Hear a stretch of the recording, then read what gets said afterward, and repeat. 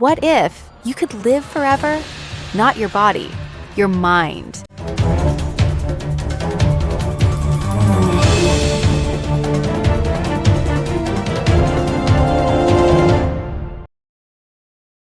Imagine a version of you that never forgets, never sleeps, and never dies. Sounds like science fiction, right? But scientists are actually trying to make this real by uploading your mind into a computer. Let's talk about the real science behind that wild idea and what it would actually mean.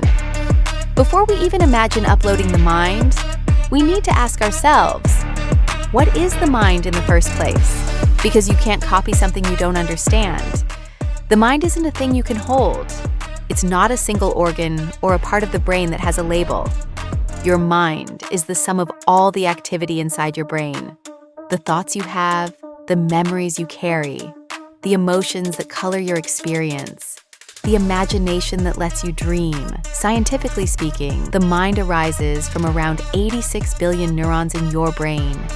These neurons communicate through trillions of synapses, connections that transmit tiny electrical signals and chemical messages thousands of times per second.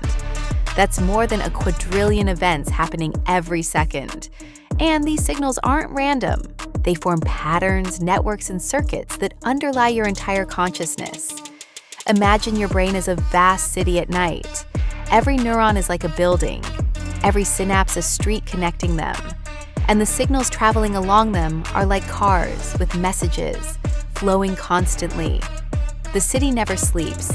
Its lights flicker, patterns change, traffic routes adjust, and yet somehow, the city creates a cohesive you, your sense of self, your awareness, your imagination.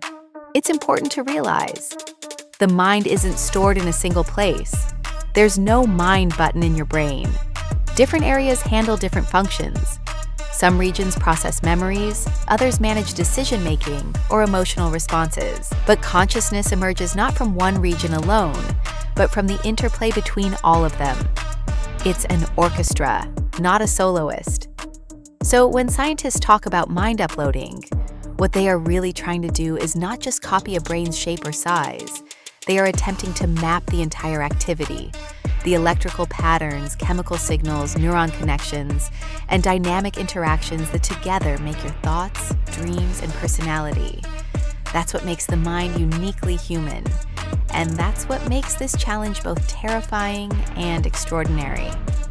Okay, so how would that actually work? The idea is called mind uploading, or more technically, whole brain emulation. And it's exactly what it sounds like. Copying everything about your brain and recreating it in a digital form. Imagine this.